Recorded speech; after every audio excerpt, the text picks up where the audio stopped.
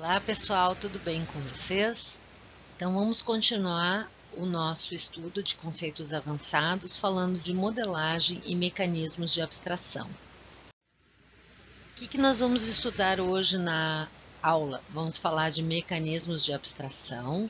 Mais especificamente, a gente vai relembrar aquilo que vocês fizeram até o momento, a classificação e a sua relação inversa com instanciação.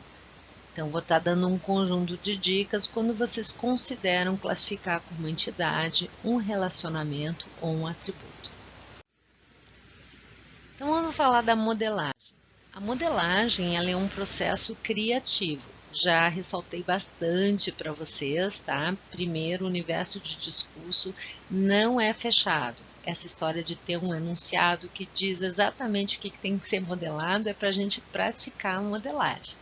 Tá? Então, de acordo com aquilo que a gente tem vontade de representar o nosso universo de discurso, então a modelagem vai ser diferente. Dois bancos não são iguais, dois iFoods não são iguais, dois aplicativos de streaming não são iguais, tá? Então, essa é a primeira coisa. A outra coisa é um pouco a visão do projetista que vai usar os recursos de modelagem para representar essa informação.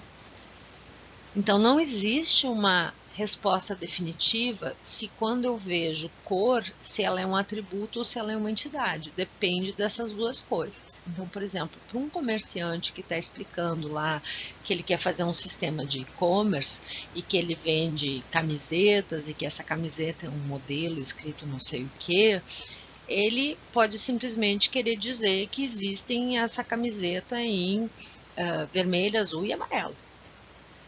Se eu estou querendo, para uma aplicação física, descrever, é importante descrever um conjunto de fenômenos, né? A entidade de cor, cada uma das cores, eu vou ter várias propriedades que me interessam e que a detalham, como o nome, a frequência, o comprimento da onda.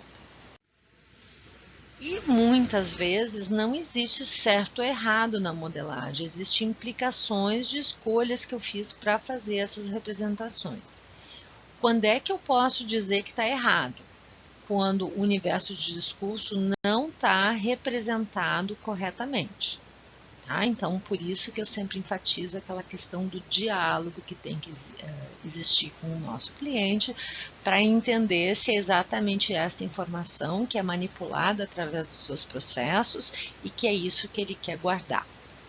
A outra coisa é quando eu não uso corretamente os conceitos do modelo.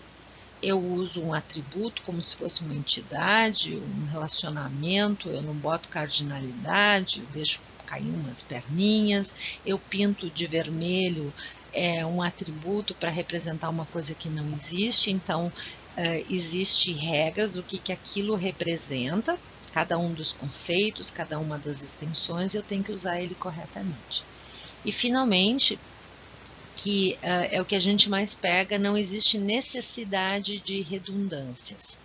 Um exemplo muito comum de redundância é a pessoa botar um relacionamento, por exemplo, entre empregado e uma empresa, e aí taca, por influência do seu passado relacional, taca chaves, né, atributos representantes dessas entidades nas entidades relacionadas. Então, para dizer que o empregado trabalha em alguma universidade, vai lá no empregado e coloca o código da universidade, por exemplo. Isso não é necessário, é o relacionamento que já representa essa ligação.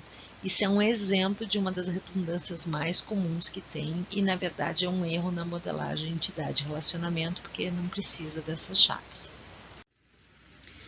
A atividade de modelagem, então, é um conjunto de passos que não são sequenciais. Eu escrevi aqui como se eles fossem sequenciais, mas eles não são. Ainda mais a gente vai e volta e desenvolve isso de uma forma altamente iterativa. A gente conversa com o nosso cliente, a gente observa, a gente analisa documentos para ver o que é importante no universo de discurso e que precisa ser persistente. A gente olha exemplos, né, e diz, isso aqui é um aluno, a gente olha vários alunos e A partir de exemplos concretos, a gente faz abstrações e classifica, então, esses conceitos como sendo entidades, relacionamentos ou atributos. Busca quais são as regras que regem valores dentro das entidades, se existem restrições de unicidade, os relacionamentos, a que tipo de cardinalidade eles estão, se os atributos têm restrições sobre os valores, né? E a gente diagrama. Bom, eu costumo dizer que o processo de modelagem é pega uma folha, rabisca alguma coisa, amassa a folha e bota lá fora. Pega outra folha, rabisca mais alguma coisa, conversa com o cliente e joga aquela folha bem amassadinha fora, pega outra folha e assim por diante. Quando a gente atinge um certo estágio de maturidade, para de amassar as nossas folhas e jogar elas fora, né? E aquilo a gente já está mais ou menos entendendo, aí a gente vai para o dicionário de dados e completa lá no dicionário de dados esse desenho, colocando o significado de cada entidade, cada relacionamento, cada atributo, as restrições de integridade, se quiser bota exemplos, né? Algo que deixa a descrição dessa minha base de dados completa e compreensível para qualquer um que precisar utilizar porções dessa base de dados para desenvolver novas aplicações ou que no futuro tem interesse de extrair dados que estão lá representados. E a qualquer momento, então, a gente revisa e revisa muito. Dentro desse processo, a gente usa mecanismos de abstração, né? Essa modelagem é um processo criativo e tudo que a gente coloca ali em termos de conceito não é a realidade, é uma abstração em cima daquilo que nós entendemos como relevante para aquela aplicação da realidade. Então, ela é uma simplificação. E os processos que a gente chama de abstração são processos mentais, nas quais algumas coisas a gente vai selecionar como sendo importantes e outras a gente vai deixar de lado, né, da nossa preocupação, tá? Então, é esse processo de decidir o que é importante e o que a gente não vai se preocupar. Tem um casal que são os Smiths, que lá em 1976 propuseram então 3 mecanismos de abstração que a gente usa frequentemente para fazer a modelagem. E esses, os mais importantes são a classificação, a generalização e a agregação, e eles têm a sua relação inversa da classificação à instanciação, da generalização à especialização e da agregação à desagregação.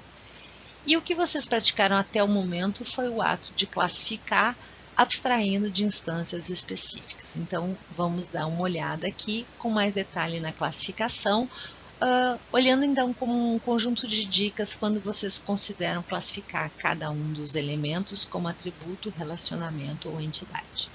Vamos começar então pela classificação e a sua relação inversa de instanciação. Então, a classificação é aquele mecanismo de abstração que vai permitir que objetos que tenham as mesmas propriedades sejam abstraídos para uma descrição. Então, eles são considerados como ocorrências de uma classe, né? Então, a relação inversa disso, né, eu pego uma descrição, olho para o universo e acho uma ocorrência, né? O Joãozinho se encaixa assim, a Mariazinha se encaixa assado nessa descrição da classe de pessoas. No modelo entidade-relacionamento, a gente tem essa noção da distinção entre tipo de entidade que foca na descrição e a entidade, o tipo de relacionamento com o relacionamento e o atributo que fala então dos valores. Então eu posso me perguntar, tudo bem, então quando é que eu classifico alguma coisa como entidade, como relacionamento ou como atributo? A gente já discutiu bastante através dos exemplos. Eu coloquei aqui um conjunto de dicas, né? Então, primeira coisa que vale para entidade, para relacionamento ou para valor eu considero classificar isso se eu quiser manter informações sobre isso na base de dados. Se o meu cliente for lá e disser assim, para fazer um pedido, a secretária atende o telefone, ela escuta o que o cliente faz e aí ele registra o pedido. Beleza. O que tem dentro do pedido? Eu preciso saber quem é que fez esse pedido e quais são os produtos que são pedidos, qual é o valor e quando é que eu vou entregar. Beleza. E aí eu pergunto, ok, e a secretária que atendeu o telefone? Tu precisas saber na base de dados que foi ela que vendeu? Não me interessa. Então, a secretária não vai constar lá na minha base de dados. Ou se a resposta for sim, claro, é muito importante, porque ela vai ganhar uma comissão de vendas em cima, né? Então, aí sim, porque eu quero ter persistência de que foi essa secretária, a Mariazinha, que vendeu esse pedido, né? Eu vou então considerar classificar isso de alguma forma como entidade, relacionamento ou atributo. Então, persistência é a primeira necessidade. Tem que estar lá no banco de dados, então ele aparece de alguma forma na minha modelagem. Bom, agora vamos voltar para a entidade especificamente. Uma entidade, a gente tem que ver algo como uma unidade que agrega valores. A gente vai ver depois que tem alguns casos em que nem todas as entidades têm atributos específicos, tá? Mas tipicamente o que nos faz refletir, isso aqui é uma entidade, é achar pelo menos um atributo para aquela entidade. Tá? Então, esses valores são propriedades que caracterizam o status daquele objeto, daquela abstração, daquela pessoa, daquele local, daquele conceito, né? E, muito importante, eu consigo encontrar vários exemplos, e quando eu olho os exemplos, todos eles têm as mesmas propriedades que fazem sentido de acordo com essa unidade agregadora de valores aqui. Então, se eu digo que tem a pessoa, e que eu me interesso que a pessoa tem um CPF, um RG, um nome e um endereço, e eu olho para o mundo, eu consigo encontrar a Mariazinha, que ela está de acordo com essa descrição, o Joãozinho, o Pedrinho, né? Então eu tenho vários exemplos. Bom, eu costumo discutir bastante exemplos concretos para entender então como classificá-los, né? Por isso que a gente usa a relação inversa também, tá? Eu posso encontrar pelo menos uma forma unívoca de identificar. Não precisam ser valores identificadores. Eu costumo dizer que as entidades elas podem ser só apontadas. Então, se eu consigo apontar para um aluno, mesmo que eu não saiba o número de matrícula dele, mesmo que eu não saiba o RG, mesmo que eu não saiba o nome, eu consigo distinguir um aluno do outro, simplesmente apontando. Eu consigo distinguir um campus de universidade do outro quando eu aponto. A URGS fica lá em Viamão, a USP fica lá na cidade de São Paulo. Eu consigo meio que apontar, né? Mesmo que seja meio abstrato. E muito importante, isso representa um e somente um conceito e eu quero possivelmente relacionar com outros conceitos. Desconfiem de entidades que aparecem como caixinhas num cantinho, né? E que não estão ligadas com ninguém, tá? Como atributo, então, aquilo ali não tem importância, ela só é uma propriedade. O que me interessa é guardar um valor dessa propriedade, e esse valor é um estado que hoje está associado a uma ocorrência. Em alguns casos ele muda, em outros casos ele permanece sempre o mesmo. E esse atributo muitas vezes podem ter regras que definem quais são os valores possíveis. Bom, quando não é importante distinguir os diferentes valores, ou seja, controlar quais são os valores que podem ser assumidos, né, uma ratificação, né, de que, olha, isso aqui não é uma entidade. Você se lembra lá do exemplo, o primeiro que a gente fez, né, dos produtos classificados pelas categorias, eu tinha categorias pré-definidas que eu queria criar, e valores que eu queria controlar, né? Então, quando é muito importante distinguir esses valores, né, podem ser só um atributo com aquelas coisas. O que é importante é vocês saberem que dois valores iguais não são representantes de dois objetos, dos mesmos objetos. Então, dois empregados que têm o mesmo valor para o atributo departamento D1, semanticamente eles não trabalham no mesmo lugar, eles simplesmente têm o mesmo valor, o mesmo status para aquela propriedade. Quando eu quero dizer que tem duas ocorrências da entidade empregado e elas estão associadas ao mesmo objeto departamento, eu boto um relacionamento de que eles trabalham então no mesmo lugar. Bom, aí a gente já discutiu um pouquinho isso nos exercícios também, tá? Considere modelar com...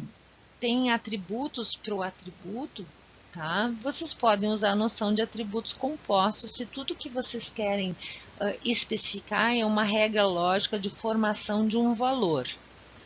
Mas para representar essa agregação como uma entidade, pensem se é importante distinguir, por exemplo, a cidade da unidade federativa. Se for importante distinguir, tá? Se existe alguma restrição sobre unicidade, se o mesmo valor é composto potencialmente de várias coisas, talvez valha a pena. Vocês também podem usar os atributos repetitivos, a gente falou isso lá do telefone também no primeiro exercício, né? Não é porque um dado atributo pode assumir vários valores que eu preciso representá-lo então como uma entidade. Muitas vezes isso aí é um vício do relacional que obriga a gente a fazer exatamente assim. Quando a notação entidade relacionamento é expressiva, vocês podem usar o atributo repetitivo. E finalmente, né, tá aí, se não possuir um determinado valor para todas as ocorrências, eu crio aquele complemento para quando é obrigatório. Olha, se não agregar significado, não. Você pode simplesmente dizer que esse atributo é opcional. Então, a gente também mostrou alguns exemplos nisso, né? Se não me engano, era lá no exercício de Bollywood, onde a gente dizia que o faturamento de um filme era opcional o dia que ele fosse lançado, né? E como relacionamento, então? Bom, relacionamento é a mesma coisa que a entidade, tá? Eu desejo guardar informações de persistência, tá? Eu quero guardar que dois objetos estão conectados e eu quero representar essa conexão de conceitos básicos que existem, foram identificados e que existem, são unidades agregadoras dos seus próprios valores, né? E eu desejo formar conceitos mais complexos a partir de conceitos mais básicos e que foram previamente classificados como entidade, tá? Vocês devem cuidar com o grau dos relacionamentos. A gente fez uma aulinha só sobre relacionamentos de grau maior do que 2. Na sequência, então, a próxima videoaula é sobre generalização e especialização, que é muito utilizada para enfatizar aspectos que são comuns e aspectos que são as características diferenciadoras de diferentes entidades. E depois, em outras videoaulas, a gente vai falar da agregação e da desagregação e dos erros mais comuns.